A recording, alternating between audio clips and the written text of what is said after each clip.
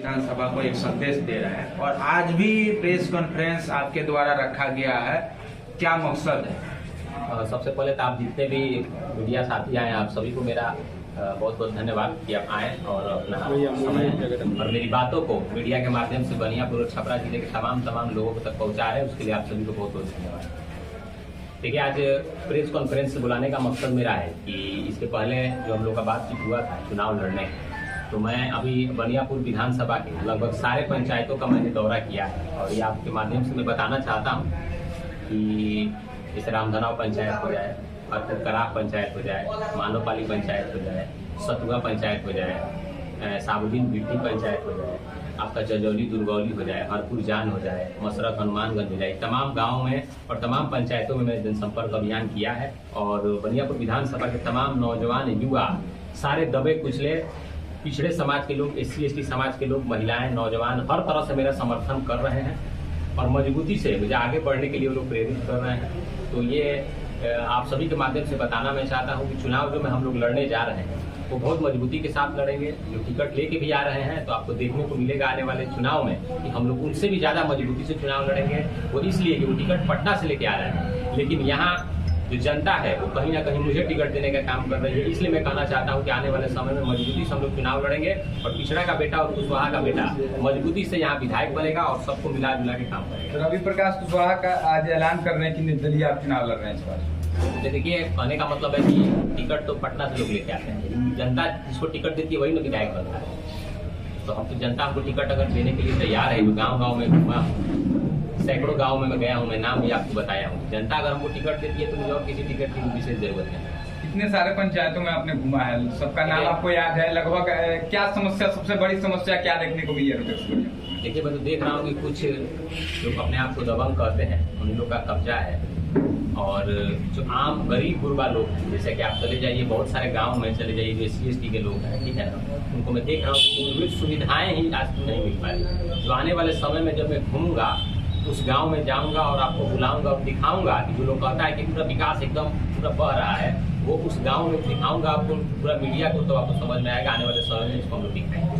रवि जी, कोई भी अगर क्षेत्र का विकास करना है, स्वास्थ्य हो, शिक्षा हो, रोजगार हो, तो एक नेता करता है, लेकिन जब किसी प्रतिनिधि से पूछा जाता है कि आप नेता, तो बोलते हैं नहीं, नेता नहीं बनना चाहता हूँ, बेटा बनना चाहता हूँ। अगर बेटा नेता नहीं बनेंगे तो विकास करता है। आप क्या बनना चाहते हैं? बेटा बन के सेवा करना चाहते हैं? बेटा बात कहने वाला तो लोग कहता है कि मैं बेटा बनना चाहता हूँ, मैं तो उनका सेवक बनना चाहता हूँ। सेवक का मतलब होता है कि सेवा करना, और देखिए सेवा सबको बराबर किया जाता है, जात समुदाय को नहीं किया जाता है।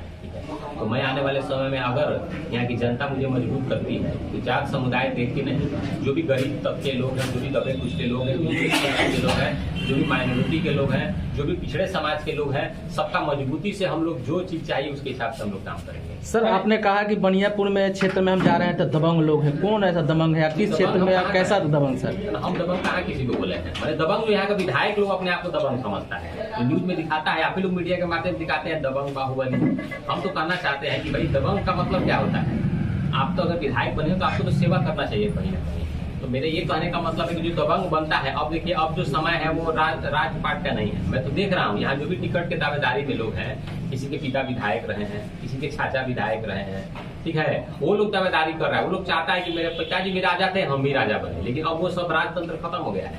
अब ये लोकतंत्र है, जो मेहनत करेगा, जो मजबूती से जनता का काम करेगा वही राजा बनेगा, वही विधायक बनेगा। राजा तो मैं कह रहा हूँ नहीं बनना चाहिए, जनता का सेवक बनना चाहिए, क्योंकि अगर जनता आपको वोट देके आपको सारा सुख सुविधा दे रही है तो वो सिर्फ एसी में बैठने के लिए नहीं दे रही है, वो अपने लिए दे रही है कि उसका कोई सुख सुविधा कहीं से भी उसको ब्लॉक पर काम करे, थाना पर अगर उसको काम पड़े, हॉस्पिटल में काम पड़े तो आप उसके लिए खड़ा रहिए, इसलिए वो वोट दे रहे हैं। बनियापुर में चित्तौड़गढ़ का माना जाता है, तो आप कहां से बल इतना लाए कि नहीं बनियापुर में हमको चुनाव लड़ना है? चित्तौड़गढ़ तो सिर्फ हवाई बता दिया गया है, वो समझ में नहीं आ रहा है। मेरे ये कहने का मतलब है कि जिसका जितना जनसंख्या है उसके हिसाब से सबका सब कुछ काम होना चाहिए, लेकिन कोई विशेष समुदाय अगर समझ ले कि पूरा बनियापुर ही मेरा है, पूरा बिहार ही मेरा है, तो ये गलत बात नहीं है। सबका है, सबका है, बनियापुर सबका है। रवि जी, आप MP का भी चुनाव लड़े, ये सारे जो आप दावे कर रहे हैं विकास के लिए, यहाँ के लोगों के लिए, वो तभी संभव होगा जब आप नॉमिनेशन कराते हैं। आपका नॉमिनेशन एक बार रद्द हो चुका है, क्या कहेंगे?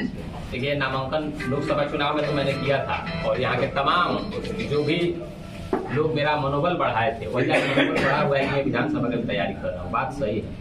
बहुत लोग, बहुत बड़े बड़े नेताओं को लगा कि अगर रवि कुशवाहा जो है पिछड़ा समाज का बेटा, अगर नौजवान युवा अगर चुनाव लड़ गया तो लाखों वोट कहीं ना कहीं काट ले और अगर हम हार जाएं, इसलिए नामांकन मुझे लग रहा है कि प्रशासन को दबाव में लेके और नामांकन रद्द करा दिया गया। लेकिन मैं आप सभी के माध्यम से बता देना चाहता हूँ कि आने वाले समय में अगर हम लोग नामांकन करते हैं और नामांकन में किसी तरह की अगर छेड़छाड़ होती है तो उस समय तो हम लोग चुप रह गए, लेकिन उस समय आने वाले समय में जो चुनाव में अगर किसी तरह का कुछ होता है तो हम लोग 10,000 नौजवान युवा महिलाओं के साथ एकदम अनिश्चितकाल शांतिपूर्ण धरना पर कलेक्ट्रेट में हम लोग बैठेंगे और आंदोलन करेंगे।